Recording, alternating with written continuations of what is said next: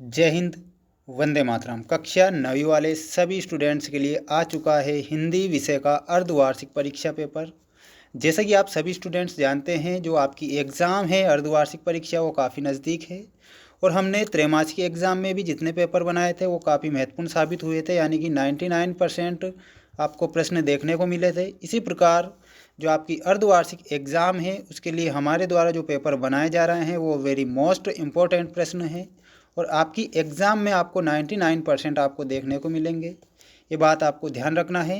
और ज़रूरी जानकारी मैं आपको बता दूं, समय आपको 3 घंटे का समय दिया जाएगा आपकी एग्ज़ाम में और जो पूर्णांक रहेगा 75 नंबर का आपका पूर्णांक होने वाला है।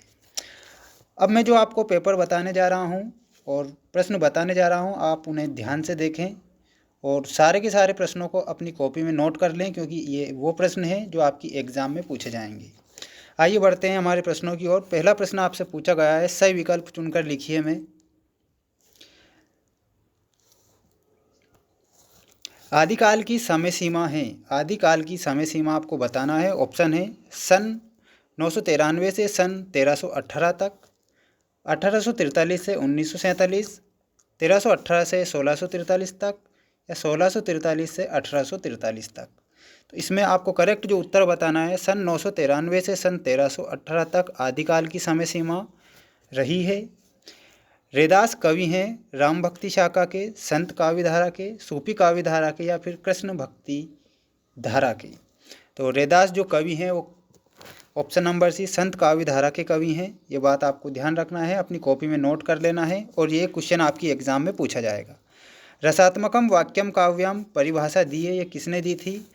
आचार्य भामा, पंडित जगन्नाथ, आचार्य विश्वनाथ या फिर आचार्य दंडी। तो इसमें आप करेक्ट उत्तर जो बताएंगे आचार्य विश्वनाथ के अनुसार रसात्मकम वाक्यम काव्यम अर्थात रसपूर्ण वाक्य ही काव्य कहलाते हैं। एकांकी में अंक होते हैं, तो 1 अंक होता है एकांकी में, आपको ध्यान रखना है। काफ़ी महत्वपूर्ण प्रश्न है ये दोनों और इन दोनों प्रश्नों में से आपकी एग्ज़ाम में पूछा जाएगा। अब बढ़ते हैं नेक्स्ट क्वेश्चन की ओर और क्वेश्चन पूछा गया है, शब्द के अंत में जुड़कर उसका अर्थ परिवर्तित करने वाले शब्दांश क्या कहलाते हैं? आप देख सकते हैं अंत में जुड़कर क्या कहलाते हैं? वो प्रत्यय कहलाते हैं।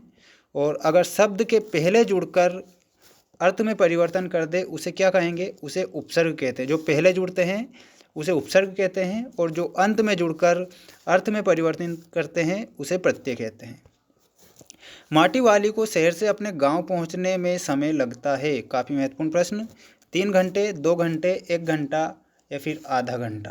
तो आपको 1 घंटा करेक्ट उत्तर बताना रहेगा। ठीक, अब बढ़ते हैं नेक्स्ट क्वेश्चन की ओर। क्वेश्चन पूछा गया है, रिक्त स्थानों की पूर्ति कीजिए में पहला प्रश्न, खाली स्थान ने वात्सल्य का कोना कोना झांका, तुलसीदास, सूरदास या फिर मलिक मोहम्मद जायसी। तो इसमें आप जो करेक्ट उत्तर बताएंगे वो क्या बताएंगे? सूरदास इज द करेक्ट उत्तर। ठीक, सूरदास ने वात्सल्य का कोना कोना झांका है।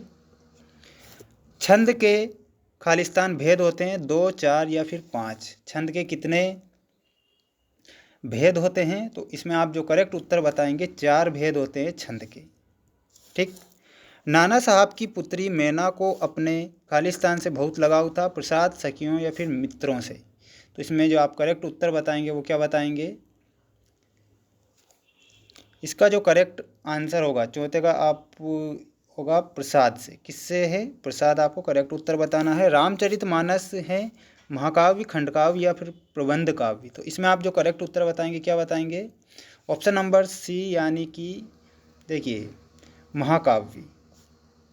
महाकाव्य आपको करेक्ट उत्तर बताना है। कमाई में प्रत्यय है, तो आई, लाई या फिर जाई। इसमें आई प्रत्यय आपको बताना है।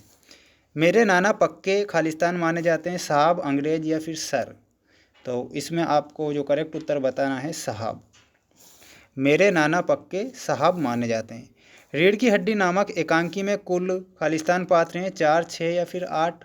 तो इसमें आप करेक्ट उत्तर बताएंगे 6 पात्र होते हैं। समास के कितने भेद होते हैं? समास के भी 6 भेद होते हैं, ये आपको ध्यान रखना है।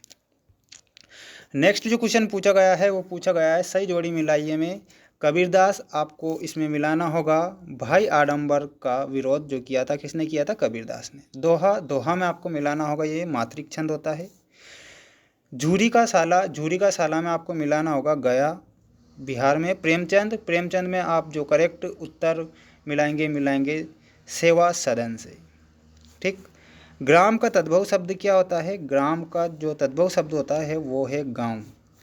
मृदुला गर्ग का जन्म, काफ़ी महत्वपूर्ण प्रश्न जो आपकी एग्ज़ाम में पूछा जाएगा, तो इसमें आप बताएंगे कोलकाता में हुआ था मृदुला गर्ग का जन्म।